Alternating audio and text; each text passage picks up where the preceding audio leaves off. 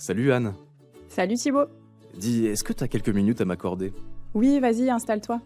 Alors, j'ai reçu la personne que tu m'as orientée la semaine dernière, tu sais, Monsieur Dupont. On avait évoqué ensemble une reconnaissance en qualité de travailleur handicapé.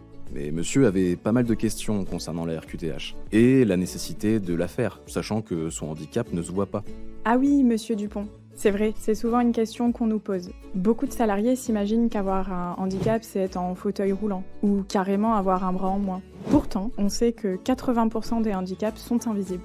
Oui, et ces personnes méritent tout autant d'avoir une reconnaissance. En plus, au regard de la pathologie de Monsieur Dupont, il pourrait même bénéficier d'une aide financière, en demandant une prestation de compensation du handicap. Je suis bien d'accord avec toi Thibaut. Le handicap, qu'il soit visible ou non, il a un impact sur la vie professionnelle du salarié, comme dans sa vie personnelle. C'est clair, et puis notre rôle c'est de veiller à ce que le handicap soit reconnu, et que les salariés aient de bonnes conditions de travail. Et pour revenir à la situation de Monsieur Dupont, grâce à sa RQTH, un aménagement de son poste de travail est possible. Ça me semblait pertinent de la réaliser avec l'aide de nos différents partenaires. Qu'est-ce que t'en penses ?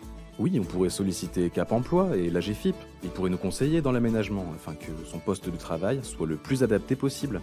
Je suis rassurée qu'ils soient venus te voir. C'est souvent difficile pour les personnes d'entendre qu'ils sont en situation de handicap. C'est un cheminement à faire, parfois long. Pourtant, l'objectif, en obtenant cette reconnaissance, c'est le maintien en emploi du salarié. Et puis, la RQTH n'empêche en aucun cas une quelconque évolution professionnelle. Ça peut être long pour le salarié, mais aussi pour les équipes. Il y a un accompagnement à faire auprès d'eux pour les sensibiliser sur le handicap et en particulier le handicap invisible. Bon, j'ai mon rendez-vous de 11h qui va arriver, je dois te laisser. On se rejoint à la cafette ce midi ? Oui, à tout à l'heure.